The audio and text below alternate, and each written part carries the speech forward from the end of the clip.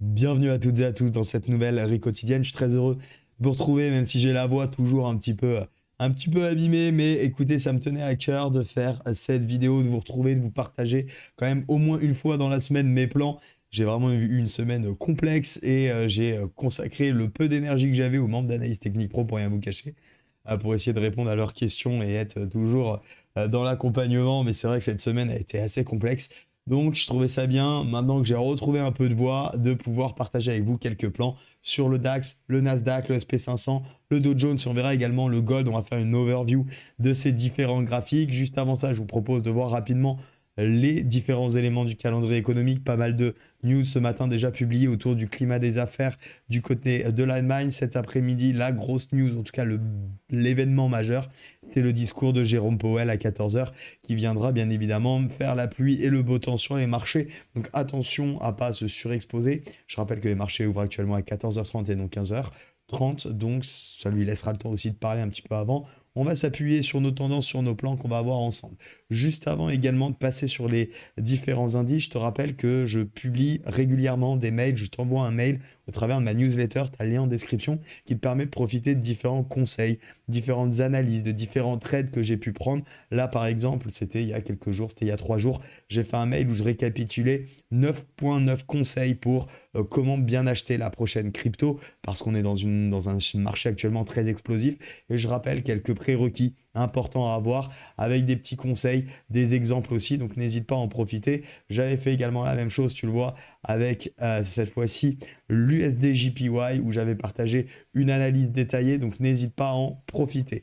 D'ailleurs, également, je partage, je te disais, des bons plans. Je rappelle que DarwinX Zero est partenaire de la chaîne Riquet Trading. Et actuellement, pour rejoindre DarwinX Zero, vous avez moins 40% sur les frais d'inscription. Et d'ailleurs, ils viennent de sortir les contrats futurs également sur DarwinX. Donc, ça peut être intéressant si vous souhaitez y souscrire. Je rappelle que DarwinX, c'est pas une propre firme, mais ça vous donne les mêmes avantages qu'une propre firme, à savoir obtenir du capital, mais sans en avoir les inconvénients. Pas de pression, pas de règles, pas de contraintes. Il faut tout simplement montrer sur le moyen long terme qu'on est rentable, et ça va permettre d'une part d'obtenir de l'allocation telle une propre firme de la part de DarwinX Zero, qui peut monter jusqu'à 500 000 dollars et qui plus est garantie pendant une période de temps. Au début, c'est 3 mois, puis 6 mois ensuite. Et ensuite, si vous êtes également vraiment bon, eh bien, il y a des investisseurs, puisque c'est le rôle de DarwinX Zero, c'est de mettre en relation des investisseurs avec des traders particuliers, et des investisseurs peuvent venir investir sur votre trading, donc sur vos performances, et bien évidemment, vous touchez une performance, enfin un bénéfice, en tout cas un pourcentage de cette performance que vous dégagez. Donc n'hésitez pas à souscrire, ça permet de trader vraiment en toute détente. C'est 57 € actuellement les frais d'inscription, puis ensuite c'est 38 € par mois, ça vaut largement le coup, ça évite également d'exposer son capital. On est parti pour l'analyse des graphiques concernant le DAX. Alors le DAX, il y avait des choses très intéressantes qu'on avait observées. Déjà cette belle dynamique haussière, je vais descendre en 4 heures pour un peu plus zoomer. Mais on avait observé ce range dont je vous avais également parlé, et je vous avais invité, vous savez comment on trade, hein, comment j'avance, simplement sans indicateur. Je regarde toujours mes tendances, et à partir de mes tendances, mes gros niveaux. Je cherche à travailler dans le sens des tendances. Donc ici, bah, vous comprenez, exclusivement et uniquement à l'achat, ne jamais m'orienter dans des ventes, ça ne m'intéresse pas tant que les contextes sont aussi haussiers. Eh bien, je préfère acheter. Quand on a des grosses bougies comme celle ici du jeudi 21 mars, bah, tout simplement, on reste à l'écart. C'est pas parce qu'on cherche des achats qu'on doit tout le temps être dans le marché. Je rappelle qu'il vaut mieux être 10% dans le marché et 90% du temps à l'extérieur que l'inverse. Ça garantit déjà des meilleurs scores, des meilleures performances sur les marchés, mais également un meilleur mindset, une meilleure approche du trading, plus détente. Et voilà, on est moins à être tout le temps à savoir ce qu'il faut faire. On a des plans, on attend qu'ils se déclenchent. Quand ils se déclenchent, on clique sur la souris et après on laisse les marchés faire. Comme on sait que la tendance se poursuit X fois et se retourne une seule fois, on a plus tendance, encore une fois, à, sur le moyen long terme, à donner raison à ces façons de faire. Et donc, il faut rester pour moi dans ces approches. Ici, donc toujours très facile, bien évidemment, de commenter le passé, mais ça n'empêche que si on observe, encore une fois, il y avait un petit support qui s'était mis en place, et c'est encore une fois ces niveaux de support qui ont été travaillés. Ensuite, on avait observé, donc du fait de cette consolidation, un joli drapeau, figure de continuation haussière, dont on a projeté un objectif qu'on n'a pas encore atteint actuellement, et qui est notre objectif ici sur prix futur. Je rappelle, hein, je suis exclusivement sur les contrats futurs, sur les indices et le gold. Et donc, objectif à 18 528, 18 530, c'est l'objectif qu'on essaye de travailler progressivement sur du day trading. Qu'est-ce qu'on a pu avoir ces derniers temps? On voit ici, on a une belle petite correction et l'impulsion haussière était intéressante à observer. Ici, on avait par exemple le 0,618 qui avait été joliment cassé, pullbacké, protégé par les 0,5 qui finissent par tenir. Et ce matin, derrière, il y avait un très joli contexte OPR à pouvoir surfer pour les amateurs de cette configuration. Alors attendez, je le cherche, il est où? Il est là. L'OPR, il était juste ici. L'OPR, vous le tracez. Et vous voyez, dans une configuration, comme je l'explique dans la méthode, je vous rappelle que vous avez ma masterclass également que vous pouvez rejoindre. Et il y avait une stratégie que vous pouviez appliquer toute faite aujourd'hui dans le sens de la tendance en comprenant les zones, en s'appuyant sur quelques indicateurs, et bien tout simplement venir travailler le pullback de l'OPR ici, on paye le pullback, on est dans le sens de la tendance, on s'invalide sous la bougie qui casse, alors quand la bougie qui casse, elle est à 10 points, enfin moins de 10 points, moi clairement je fuis, donc je prends celle du dessous, on avait ici quasiment un milieu d'OPR, ça m'allait très bien, 16 points, même 17 points un petit peu en dessous, et on va rechercher les derniers points hauts, et là on avait un joli ratio de 2, qui était faisable en allant chercher le dernier point haut ici, donc du très joli trade, vraiment basique qui perd. Alors ça marche pas tout le temps, hein, je vous le dis, je vous rassure, c'est pas automatique, il n'y a rien de magique, mais encore une fois, dans la méthode, dans le sens des process en automatique, il y avait des choses intéressantes à faire. Mon objectif reste d'aller chercher cet objectif du drapeau moyen long terme, donc avec pourquoi pas une continuation. Maintenant, ce qu'on peut même commencer à observer, alors elle n'est pas tout à fait exacte, mais on pourrait commencer à avoir une sorte de tasse à séquence ici qui se met un petit peu en place. Donc si on arrive à casser le niveau des 18 484, je nous vois assez facilement aller chercher donc l'objectif du drapeau qu'on avait identifié au préalable. Donc voilà pour la partie sur le DAX, avec pour l'instant un indice qui ne fait que monter, ultra haussier. Donc tous ceux qui courent après les ventes, bon courage. Mais encore une fois, quand les marchés sont très haussiers, pour moi, il n'y a qu'une chose à faire, c'est travailler dans le sens de la tendance. Concernant le SP500, on a vu des choses également très belles. Je l'avais partagé d'ailleurs sur mon canal Telegram. Ici, un très joli triangle ascendant. Donc encore une fois, la tendance se poursuit que ce fois et se retourne une seule fois. Si tu veux nous rejoindre sur le canal Telegram, c'est complètement gratuit, n'hésite pas à le faire. J'y partage différents conseils et astuces.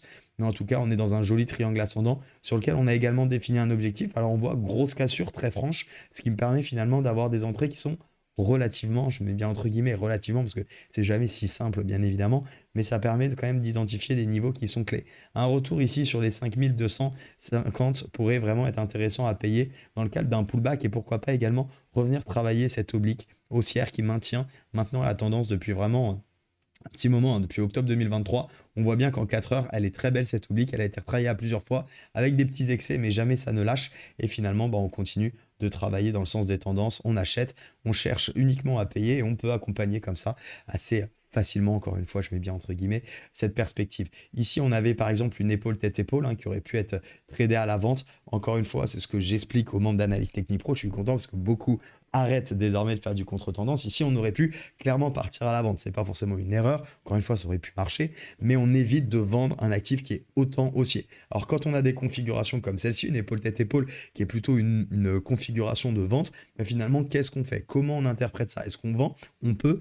Pour ma part, je ne le prends pas, je le prends comme ce que j'appelle un filtre négatif, c'est-à-dire que oui, c'est une structure court terme qui me dit plutôt de vendre, mais comme la tendance de fond est ultra haussière, je préfère continuer à travailler dans le sens de la tendance de fond, rester à l'écart, attendre une invalidation de celle-ci. Donc une invalidation de celle-ci, ça serait tout simplement une cassure en clôture ici, 15 minutes, 1 heure, au-dessus de ce niveau des 5300 pour pouvoir reprendre la tendance haussière. D'ailleurs, je vais regarder. Ça correspondrait également. Mes excuses. Shit n'est pas encore fini. Mais ça permettrait effectivement de passer aussi des 0,618. Donc vraiment un plan très intéressant ici avec la continuation haussière à aller chercher sur les derniers points.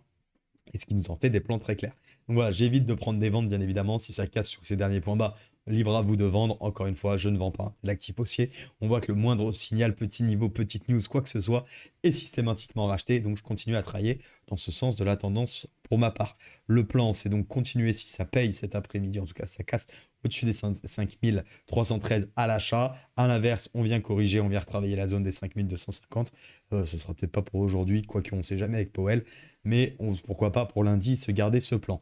Un actif dont je suis pas trop fan pour le moment, c'est le Nasdaq. Pourquoi? Parce que le Nasdaq, oui, on est venu faire un nouveau point haut en mèche, en daily. On voit qu'on n'a pas vraiment réussi à clôturer proprement au-dessus de ce dernier point haut. Le 4 heures, on voit une petite zone de rejet. Et surtout, pour le moment, on est en train de réintégrer. Pareil, est-ce que je vais vendre? Absolument pas. La dynamique reste haussière. Est-ce que j'ai envie d'acheter maintenant dans cette configuration?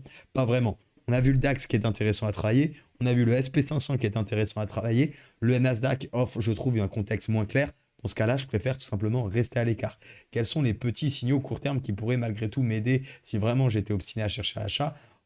Pourquoi pas cette sorte de pseudo-fanion, mais encore une fois, je trouve ça un peu tiré par les cheveux. Moi, j'aime pas trop aller chercher des configurations. Vraiment, déjà, il n'est pas excellent. Et descendre en dessous d'une heure sur les figures chartistes, c'est moins ma tasse de thé. Ça ne veut pas dire que ça ne marche pas, mais c'est quand même moins ma tasse de thé. En revanche, si on regardait en une heure, on avait un nouveau filtre négatif ici qui nous évitait, en tout cas qui pouvait nous dire attention, évitons peut-être les achats tant qu'on n'invalide pas cette petite divergence ici, une heure qui était très propre sur le RSI, qui a bien eu lieu, qui pour l'instant flotte un petit peu. Encore une fois, je ne la prends pas à la vente pour encore ces raisons de on est dans tes tendances haussières, donc je ne cherche pas des ventes. Mais par contre, on a bien des indicateurs qui nous montrent une perte de force de mouvement, en tout cas dans cette accélération.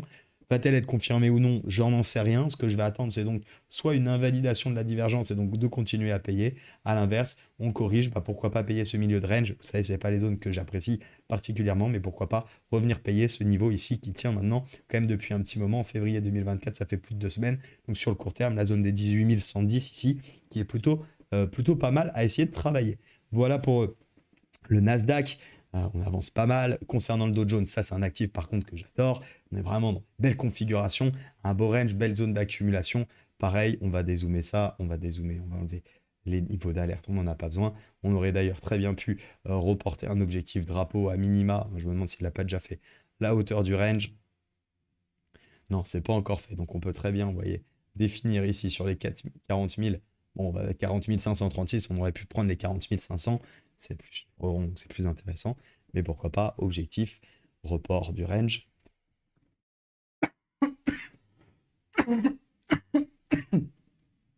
Mes excuses une nouvelle fois, je ne ferai pas de montage pour couper cette toux, peu importe. Mais voilà, on a une jolie cassure, pareil, cassure très franche, qui vraiment est scindant deux, cette cassure. C'est-à-dire qu'on pourrait avoir un repli ici sur la moitié de cette bougie qui a cassé, qui pourrait être intéressant. Donc, bien évidemment, la petite zone ici, 39 800, me plairait bien à payer. Je cherche la petite flèche vers le haut. Et puis sinon, prendre toutes les configurations de continuation haussière. Pareil, petit fanion un petit peu serré. En 15 minutes, il est plus clair, mais je vous l'ai dit, je ne suis pas fan des petites figures comme ça. On peut malgré tout, pourquoi pas, appuyer dessus. C'est dur, les amis. Je vous cache pas que c'est dur. Mais pourquoi pas ici. Ces cassures de ce niveau-là, continuez à accompagner. Libre à vous de chercher en tout cas des choses pertinentes et intéressantes dans vos plans, dans vos méthodes, encore une fois. Moi, j'aime beaucoup ici cette continuation haussière et je pense que je vais continuer à la travailler pour aller chercher les objectifs. Bien évidemment, on peut aussi s'appuyer sur des niveaux plus court terme et on voit d'ailleurs le R2 d'aujourd'hui qui se confond pile poil avec la zone de l'objectif de report de range. Donc ça, c'est des choses pertinentes. Concernant le gold également, j'aime beaucoup parler un petit peu des fanions. Regardez, ça c'était un vrai beau fanion qu'on avait hein, en une heure, il était très beau, donc on avait cassé, je rappelle, sur le daily. Alors, cassé ici le gros niveau qui bloquait, accélération haussière, je descends dans les plus petites unités de temps. Très jolie configuration ici de contraction. Alors là, ça a été très fort, très, très explosif, donc compliqué de rentrer, bien évidemment, dans une accélération. On a été chercher l'objectif. Il y avait la petite zone qu'on avait identifiée ici, pourquoi pas la payer. Il y avait une jolie avalante. Bon, c'était très agressif, il fallait vraiment oser. Pour ma part, jamais j'aurais pris ça. En revanche, on a bien une petite zone de polarité ici, sur laquelle on est venu retester. C'est exactement la zone dont on a parlé d'ailleurs avec les membres d'Analyse Technique Pro. On en a deux zones. On a celle-ci qui est intéressante, voir celle-ci, si justement on revient à la travailler pour reprendre des achats. Pourquoi? Parce que le gold est en tendance haussière. Et donc pour le moment, tant qu'en tout cas on passe pas à minimum sous cette zone, je ne cherche absolument pas des ventes contre le gold parce que j'estime que on est dans une dynamique haussière et qu'il faut trader les tendances de fond. Voilà, 15 minutes, désolé pour la voix qui est encore un peu bancale. N'hésitez pas donc à rejoindre la newsletter pour pouvoir profiter de toutes les opportunités complémentaires à celles que je ne vous partage pas sur YouTube avec pas mal de bons plans. Et puis moi, je vous souhaite un excellent week-end. Je vous dis à très vite. Ciao.